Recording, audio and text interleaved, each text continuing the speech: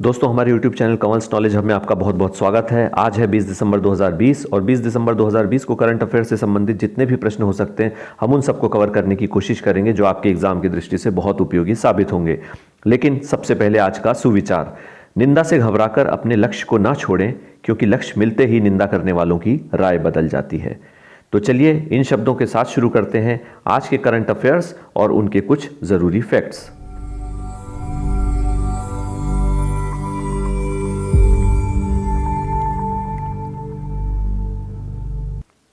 Question number 1, किस देश ने अपने युवा लोगों का पहले कोरोना वायरस टीकाकरण करने की घोषणा की है? तो इसका सही जवाब है इंडोनेशिया। दोस्तों, आप देख ही रहे होंगे कि दुनिया भर में जो कोरोना वायरस के टीके शुरू कर रहे हैं बहुत सारे देश, तो वो पहले अपने जो एजेड पर्सन है 60-70 साल की उम्र के, वहाँ से टीकाकरण शुरू कर रहे हैं। लेकिन इंडोनेशिया है जिसने कहा है कि हम अपने युवा लोगों पर पहले कोरोना वायरस का टीकाकरण शुरू करेंगे, क्योंकि वो हमारे देश की मैन पावर है, वर्क शक्ति है।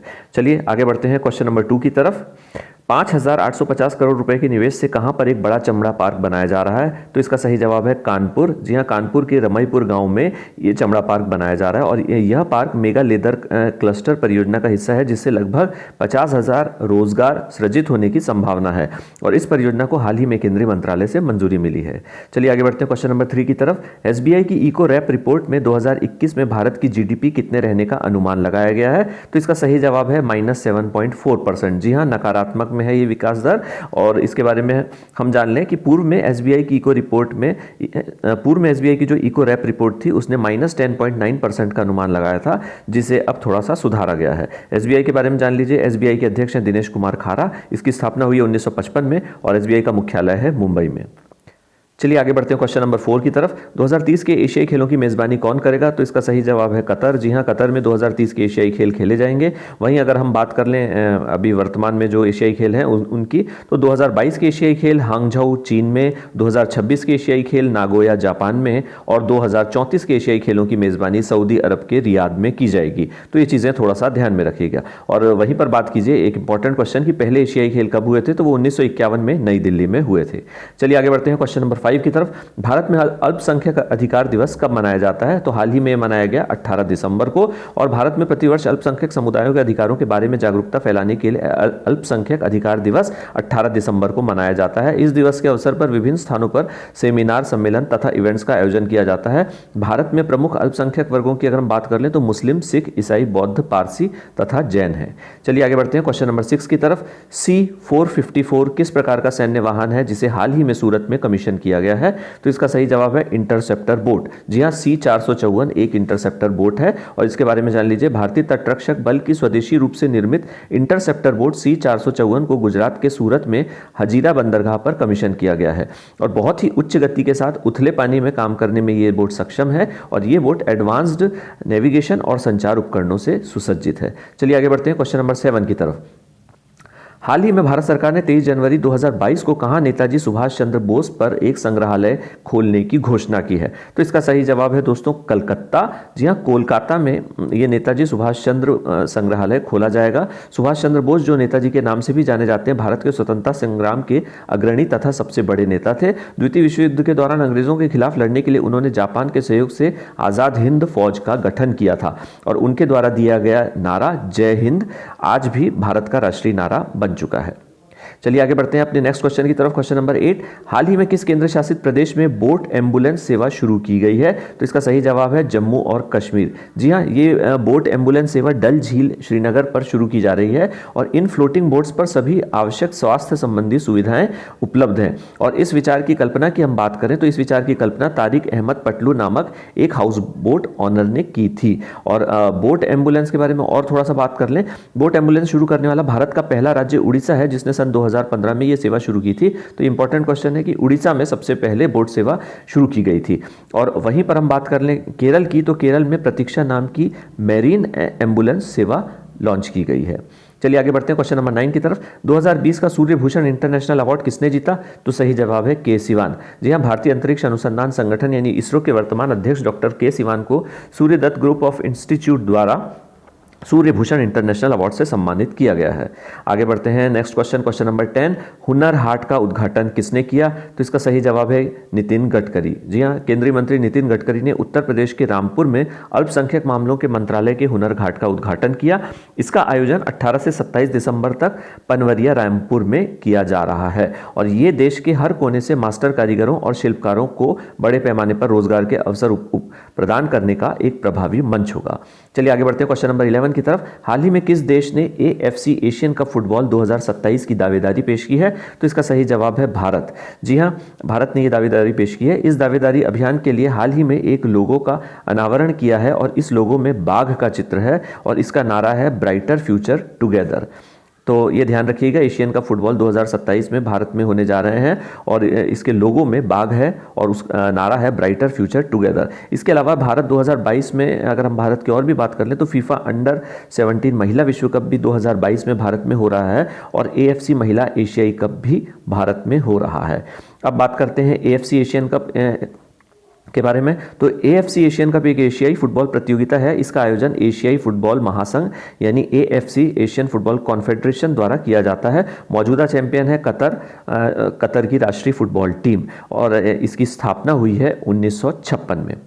चलिए आगे बढ़ते हैं क्वेश्चन नंबर 12 की तरफ। भारतीय अंतर्राष्ट्रीय विज्ञान महोत्सव India international science festival IISF का आयोजन कब किया जाएगा? तो इसका सही जवाब है 22 दिसंबर। जी हाँ, इस उत्सव का आयोजन वर्चुअल प्लेटफॉर्म पर किया जाएगा। 2015 में शुरू किया गया महोत्सव, यानी आपको ध्यान में रखना है IISF शुरू हुआ है 2015 में। 2015 में शुरू किया गया यह महोत्सव विज्ञान और प्रौद्योगिकी को बढ़ावा देने के लिए एक उत्सव है। ये बताता है कि विज्ञान किस तरह से कम समय में भारत को विकास की ओर ले जा सकता है। दरअसल 22 दिसंबर को महान गणितज्ञ श्रीनिवास रामानुजन का जन्म दिवस है और इस दिन से भारतीय अंतर्राष्ट्रीय विज्ञान महोत्सव की शुरुआत होगी। इस महोत्सव का समापन 25 दिसंबर को होगा और 25 दिसंबर को भारत के पूर्व प्रधानमंत्री अटल बिहारी वाजपेयी का जन्मदिन भी है और इस समारोह की थीम है आत्मनिर्भर भारत और वैश्विक कल्याण के लिए विज्ञान। चलिए आगे बढ़ते हैं नेक्स्ट क्वेश्चन की तरफ। क्वेश्चन नंबर 13, किसने global visionary of sustainable business and peace award जीता है?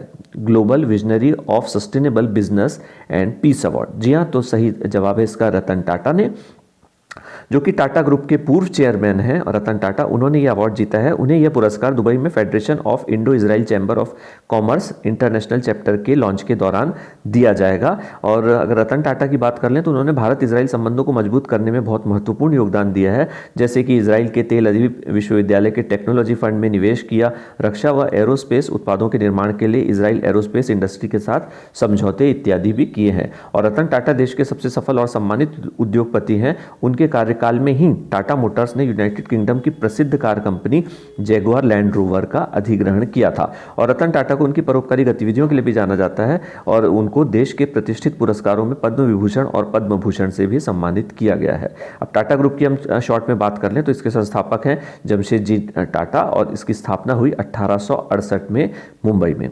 चलिए आगे बढ़ते हैं क्वेश्चन नंबर 14 की तरफ। किसने बेंगलुरु मिशन 2022 लॉन्च किया है? तो इसका सही जवाब है BS येदियुरप्पा, जो कि कर्नाटक के मुख्यमंत्री हैं। और इस बेंगलुरु मिशन 2022 का मूल उद्देश्य है शहर के बुनियादी ढांचे का कायाकल्प करना, जैसे कि फॉर एग्जाम्पल नम्मा मेट्रो परियोजना को गति प्रदान करना, जो कि अभी शुरू की गई है नम्मा मेट्रो परियोजना बेंगलुरु में, जिसका काम चल रहा है। तो उस परियोजना को गति प्रदान करना, यातायात को आसान बनाना और प्रदूषण को कम करने के लिए उपनगरीय रेल को बढ़ावा देना, हरियाली सुनिश्चित करने के लिए स्वच्छ झीलों और जलमार्ग बनाने को प्राथमिकता देना, साथ ही मेरा कचरा मेरी जिम्मेदारी थीम के तहत शहर के कूड़े कचरे का प्रबंधन करना।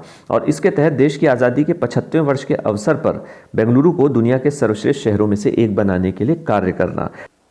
चलिए अगर हम कर्नाटक की बात कर लें तो कर्नाटक की स्थापना हुई 1 नवंबर 1956 को। इसकी राजधानी है बेंगलुरु। कर्नाटक के मुख्यमंत्री हैं BS येदियुरप्पा और गवर्नर हैं वजुभाई वाला। आगे बढ़ते हैं नेक्स्ट क्वेश्चन की तरफ। इंपॉर्टेंट क्वेश्चन है ये। मानव स्वतंत्रता सूचकांक 2020 में भारत को कौन सा स्थान प्राप्त हुआ है? तो इसका सही जवाब है 111वां स्थान। जी हाँ दोस्तों, ध्यान रखिएगा 111 मानव स्वतंत्रता सूचकांक। अब मानव स्वतंत्रता सूचकांक दुनिया में मानव स्वतंत्रता की स्थिति को प्रस्तुत करता है। इसका मापन व्यक्तिगत, नागरिक और आर्थिक स्वतंत्रता जैसे व्यापक कारकों पर किया जाता है। भारत को 162 देशों की सूची में 111वां स्थान प्राप्त हुआ है। और ध्यान में ये रखना चाहिए कि 2019 में भारत को 94वां स्थान मिला था। इस हिसाब से भारत की रैंक गिरी है और इस सूचकांक में पहले 3 स्थानों पर न्यूजीलैंड, स्विट्जरलैंड और हांगकांग है और युद्धग्रस्त सीरिया को इस सूची में अंतिम स्थान पर रखा गया है। अब ये जो स्वतंत्रता सूचकांक है इसके बारे में जान लेते हैं। संयुक्त राज्य अमेरिका में कैटो इंस्टीट्यूट और कनाडा में फ्रेजर इंस्टीट्यूट द्वारा वर्ष 2008 से 2018 तक के डेटा का उपयोग करके मानव स्वतंत्रता सूचकांक 2020 जारी किया गया है और इस सूचकांक में कहा गया कि वैश्विक स्तर पर 2008 के बाद से व्यक्तिगत स्वतंत्रता में कमी आई है और कई वैश्विक स्वतंत्रता सूचकांकों में पिछले कुछ समय से भारत का प्रदर्शन खराब रहा है। शॉर्ट में हम उसको देख लेते हैं। जैसे अक्टूबर में जारी डेमोक्रेसी वॉचडॉग फ्रीडम हाउस की रिपोर्ट के अनुसार भारत में इंटरनेट की स्वतंत्रता लगातार तीसरे वर्ष 2019-20 में भी कमी आई है उसमें। और सितंबर की बात करें तो सितंबर में जो वैश्विक आर्थिक स्वतंत्रता सूचकांक ग्लोबल इकोनॉमिक फ्रीडम इंडेक्स जारी हुआ था उसमें भारत 26 स्थान नीचे गिरकर 79वें स्थान से 105वें स्थान पर पहुंच गया। और अप्रैल में जारी वर्ल्ड प्रेस फ्रीडम इंडेक्स में भारत 2 स्थान नीचे खिसक गया और 180 देशों की सूची में भारत को 142वां स्थान प्राप्त हुआ था। और इसी प्रकार अभी हाल ही में 4-5 दिन पहले की खबर है, मानव विकास सूचकांक में भारत को 189 देशों की सूची में 131वां स्थान प्राप्त हुआ, जो कि पिछले साल की तुलना में 2 स्थान कम था। चलिए आगे बढ़ते हैं क्वेश्चन नंबर 16 की तरफ। किस राज्य में YSR फ्री क्रॉप इंश्योरेंस योजना लागू की गई है? तो इसका सही जवाब है आंध्र प्रदेश। जी हां, आंध्र प्रदेश के मुख्यमंत्री YS जगनमोहन रेड्डी ने इस योजना को लॉन्च किया। इस योजना के तहत राज्य के 9 लाख से अधिक किसानों के खातों में 1252 करोड़ रुपए की राशि जमा की गई है और इस रकम को उन किसानों के खातों में जमा कराया गया है जिनकी फसल 2019 में बर्बाद हो गई थी। आगे बढ़ते हैं क्वेश्चन नंबर 17। दुनिया का सबसे लंबा पुल कहां स्थापित किया जाएगा? तो इसका सही जवाब है जम्मू कश्मीर के चिनाब जिले में। और इस पुल के बारे में जान लीजिए कि 2021 तक इसके बनने की उम्मीद है और ये पुल रियासी के बुक्कल और कोरी गांव के बीच बन रहा है, जो कि 1315 मीटर लंबा होगा। और जम्मू कश्मीर के बारे में देख लीजिए कि जम्मू कश्मीर की राजधानी है श्रीनगर, जो कि मई से अक्टूबर तक रहती है, और जम्मू जो कि नवंबर से अप्रैल तक रहती है। यानी 2 राजधानी है जो कि मौसम के हिसाब से बनाई गई है। और जम्मू कश्मीर के राज्यपाल हैं मनोज सिन्हा। आगे बढ़ते हैं क्वेश्चन नंबर 18 की तरफ। भारतीय राष्ट्रीय राजमार्ग प्राधिकरण national highway authority of India के अध्यक्ष पद पर किसे नियुक्त किया गया है? तो इसका सही जवाब है सुखबीर सिंह संधू। जी हाँ, उनको अभी ही 6 महीने का एक्सटेंशन दिया गया है। तो पहले भी वो अध्यक्ष थे और अभी उनको 6 महीने का एक्सटेंशन मिल गया। NHAI की बात कर ले तो इसके संस्थापक है भारतीय संसद और इसकी स्थापना हुई है 1988 में और वर्तमान में इसके चेयरमैन है सुखबीर सिंह संधू। आगे बढ़ते हैं क्वेश्चन नंबर 19 की तरफ। भारत की किस कॉलेज को सांस्कृतिक विरासत संरक्षण के लिए यूनेस्को पुरस्कार मिला है? जी हां, अमर सिंह कॉलेज श्रीनगर। लगभग 80 साल पहले बने अमर सिंह कॉलेज को सांस्कृतिक विरासत संरक्षण के लिए यूनेस्को पुरस्कार के तहत अवार्ड ऑफ मेरिट की मान्यता दी गई है। अब यूनेस्को के बारे में जान लीजिए।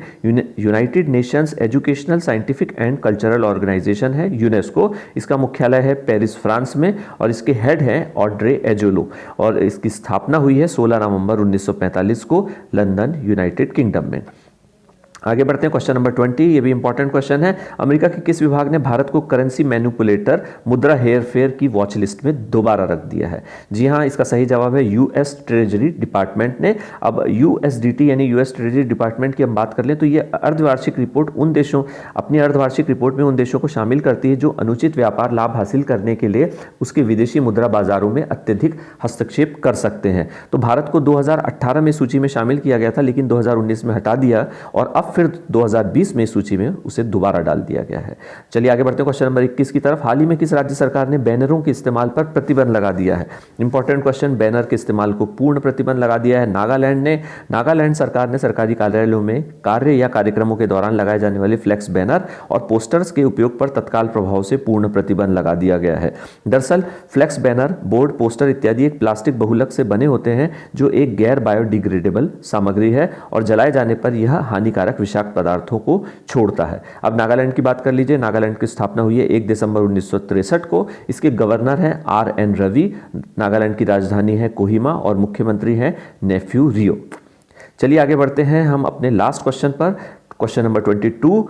हाल ही में अमेरिका ने किस देश के शीर्ष चिप मेकर SMIC पर अमेरिकी प्रौद्योगिकी के उपयोग पर प्रतिबंध लगा दिया है? तो दोस्तों इसका सही जवाब है चीन। जी हम इसके बारे में बात कर लें। अमेरिका के अनुसार SMIC यानी सेमीकंडक्टर मैन्युफैक्चरिंग इंटरनेशनल कॉरपोरेशन द्वारा अमेरिकी प्रौद्योगिकी का उपयोग चीनी सेना को आधुनिक बनाने में किया जाता है। तो इसका मतलब चीनी सेना का जो सैन्य आधुनिकीकरण हो रहा है, अमेरिका को ये लगता है कि SMIC उसमें अमेरिकी टेक्नोलॉजी का उपयोग कर रही है। तो अमेरिका के वाणिज्य मंत्रालय ने चीन की semiconductor manufacturing international corporation SMIC सहित 59 वैज्ञानिक एवं औद्योगिक उत्पादन इकाइयों पर पाबंदी लगाने की घोषणा की है। अमेरिका ने इन कंपनियों को राष्ट्रीय सुरक्षा के लिए खतरा बताते हुए विदेश नीति के विपरीत करार दिया है। इससे पहले भी डोनाल्ड ट्रंप प्रशासन चीन के खिलाफ कई बड़े कदम उठा चुका है। SMIC सहित 59 कंपनियों को एक्सपोर्ट कंट्रोल एंटिटी लिस्ट में इसलिए डाला गया है क्योंकि उनके चीनी सेना से संबंध उजागर हुए हैं। चीन की बात कर लीजिए तो चीन की राजधानी है बीजिंग, राष्ट्रपति है शी जिनपिंग और चीन की मुद्रा है रेनमिनबी। जी हाँ दोस्तों, इसके साथ ही हमारा आज का वन लाइनर करंट अफेयर्स का वीडियो यहीं समाप्त होता है। उम्मीद है आपको ये वीडियो पसंद आया होगा। अगर वीडियो पसंद आए से तो लाइक ज़रूर कीजिए और शेयर कीजिए, साथ ही हमारे चैनल को सब्सक्राइब भी कीजिए। तो कल फिर से वन लाइनर करंट अफेयर्स में आपसे दोबारा मुलाकात होगी। तब तक के लिए बहुत बहुत धन्यवाद।